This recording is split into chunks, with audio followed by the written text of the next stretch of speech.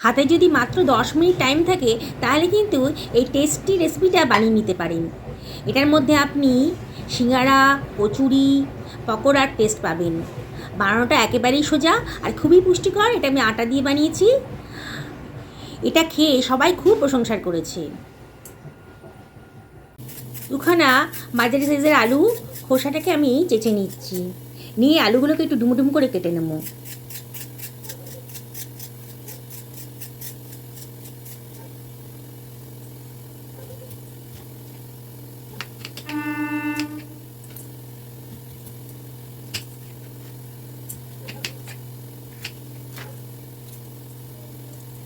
আলুটা প্রেশার কুকারের মধ্যে নিয়ে নিয়েছি আর তার মধ্যে দিয়ে দিচ্ছি 1 বাটি মতো কড়াইশুঁটি। একটু গরম জল দিয়ে দিলাম আর সামান্য একটুখানি লবণ দিয়ে এটাকে আমি একটা সিটি দিয়ে সেদ্ধ করে নেব। প্রেশার কুকারে দিয়ে দিলাম, তাহলে তাড়াতাড়ি সেদ্ধ হয়ে যাবে, আমার রান্নাটাও খুব তাড়াতাড়ি হয়ে যাবে। একটা সিটি দিয়ে 10 মিনিট রেস্টে রেখে আমি সেদ্ধ করা কড়াইশুঁটি আর আলুটাকে একটা পাত্রের ভেতর নিয়ে নিলাম। এবার একটা স্ম্যাশার দিয়ে স্ম্যাশ করে নেব।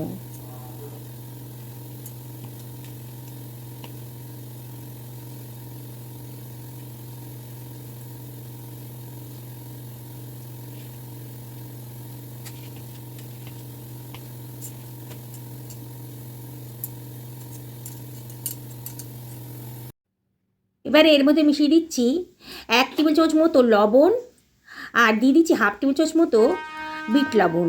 খুব টেস্টি হবে বিট লবণটা দিলে পরে। আর দিয়ে দিচ্ছি 1/2 টেবিল চামচ মতন হলুদের গুঁড়ো, 1/2 টেবিল চামচ ধনের গুঁড়ো, 1/2 টেবিল চামচ জিরের গুঁড়ো আর 1/2 টেবিল চামচ লঙ্কার গুঁড়ো দিয়ে দিলাম। আর দিয়ে দিচ্ছি 1 টেবিল চামচ চাট মশলা আর দিচ্ছি 1 টেবিল চামচ ভাজা মশলা। জিরে, ধনে, শুকনো লঙ্কা আর গোলমরিচটাকে ড্রাই রোস্ট করে একটুখানি গ্রাইন্ড করে নিয়েছিলাম, সেটা দিয়ে দিলাম। আর দিয়ে দিলাম একটা পেঁয়াজ কুচি আর খানিকটা কাঁচা লঙ্কা কুচি। বাচ্চাদের জন্য বানালে লঙ্কার পরিমাণটা একটু কম দেবেন। আর দিয়ে দিলাম বেশ খানিকটা ধনে পাতা। এবার সব কিছু ভালো করে মিশিয়ে নিচ্ছি।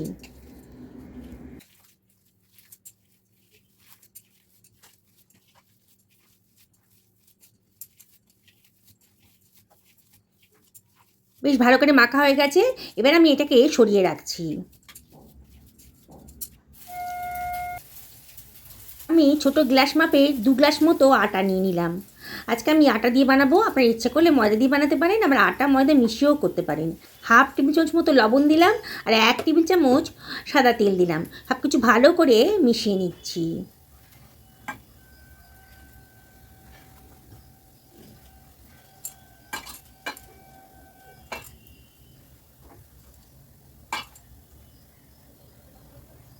খুব ভালো করে মেশানো হয়ে গেছে। এবার অল্প অল্প জল দিয়ে আমি একটা ডো বানিয়ে নেব।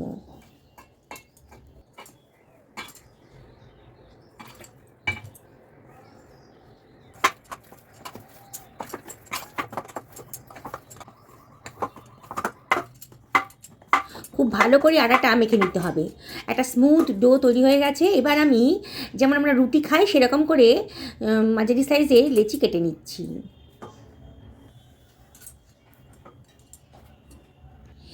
এবার একটা লিচি নিয়ে নিয়েছি, নিয়ে আমরা যেমন নর্মাল রুটি খাই আটা দিয়ে রুটিটাকে বেলে নিচ্ছি।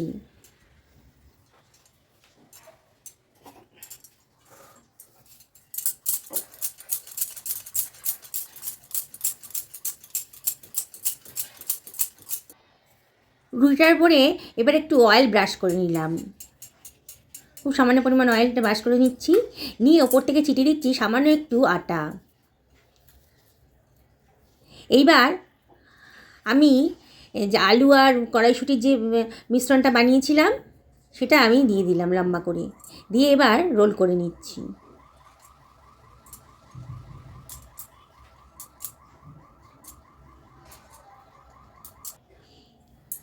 হাত দিয়ে একটু চ্যাপটা করে নিলাম, হাত দিয়ে চেপে ধরে এবার মাঝখান দিয়ে ছুরি দিয়ে কেটে নিচ্ছি।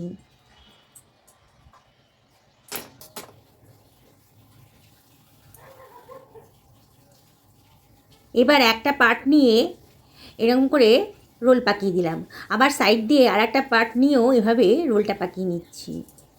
নিয়ে নিচের পোর্শনে মুখটাকে ঝুলে দিলাম, দিয়ে ওপর থেকে একটু আটা ছড়িয়ে দিচ্ছি। দিয়ে আর বেলবো না, হাত দিয়ে একটুখানি চাপ দিয়ে একটু বড় করে নিলাম। খুব বেশি পাতলাও হবে না, খুব বেশি মোটাও হবে না, হাত দিয়ে এটা চ্যাপটা করে নিচ্ছি। এইভাবে আমি বানিয়ে নিলাম। আর একটা বানিয়ে দেখাচ্ছি। বানানোটা একেবারেই সোজা, একবার দেখলে পরেই কিন্তু যে কেউ এটা বানিয়ে নিতে পারবেন। আটার তৈরি এই রেসিপিটা খুবই পুষ্টিকর, এটা বাচ্চা বড় সবারই খুবই পছন্দের রেসিপি। আর রাত্রিবেলা যদি সব কিছু রেডি করে রাখেন, তাহলে সকালবেলা রেডি করে মানে ফ্রিজে যদি রেখে দেন, তাহলে সকালবেলা কিন্তু ভেজে আপনারা সকালে জলখাবারটা বানিয়ে নিতে পারেন। রাত্রে ডিনারেও কিন্তু বানিয়ে নিতে পারেন। যেদিনকে রুটি তরকারি খেতে ইচ্ছা করবে না, সেরকম এরকম একটা রেসিপি কিন্তু ডিনারে খুব ভালো লাগবে খেতে। দেখুন চটপট কিন্তু আমার তৈরি হয়ে যাচ্ছে নাস্তাগুলো।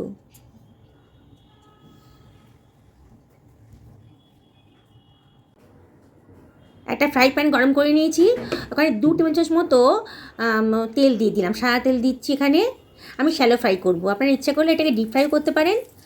আমি শ্যালো ফ্রাই করবো বলে 2 টেবিল চামচ মতো তেল দিলাম। দিয়ে এবার 3খানা নাস্তা আমি এর ভেতর ছেড়ে দিচ্ছি। গ্যাসের ফ্লেমটা হাইতেই রেখেছি, আর চামচে করে করে ওপর দিকে একটু তেল দিয়ে দিচ্ছি। আমি ভিডিওতে দেখাচ্ছি। আমি রিকোয়েস্ট করবো আপনাদেরকে, আপনারা নিজেরা একবার বানিয়ে খান, তাহলেই বুঝতে পারবেন যে কতটা টেস্টি হয়েছে নাস্তাগুলো। আর বানানোটা সত্যিই বলছি খুবই সোজা বানানো, বাড়ির বড় থেকে ছোট সবার কিন্তু খুবই পছন্দের রেসিপি এটা।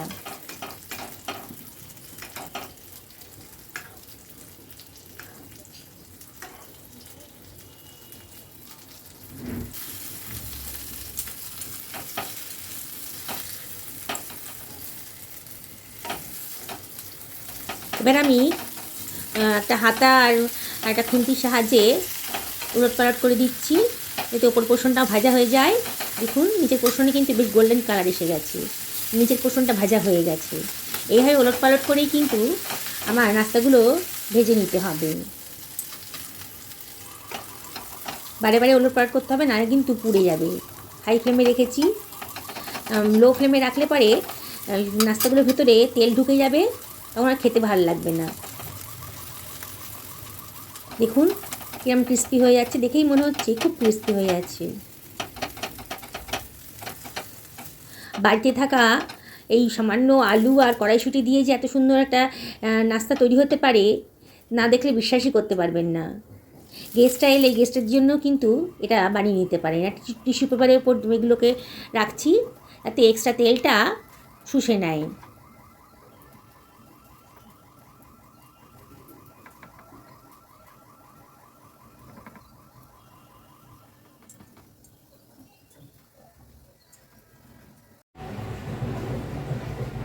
কত অল্প সময়ের মধ্যে কত সুন্দর একটা রেসিপি তৈরি হয়ে গেল। যাকে খাওয়াবেন সেই কিন্তু রেসিপিটা কীরকম করে বানিয়েছেন এটা জানতে চাইবে। দেখুন আমি ভেঙে দেখাচ্ছি, কত মচমচে আর কত সুন্দর টেস্টি হয়েছে, পুরে ঠাসা। সকালে ভালো থাকুন এই কামনাই করি।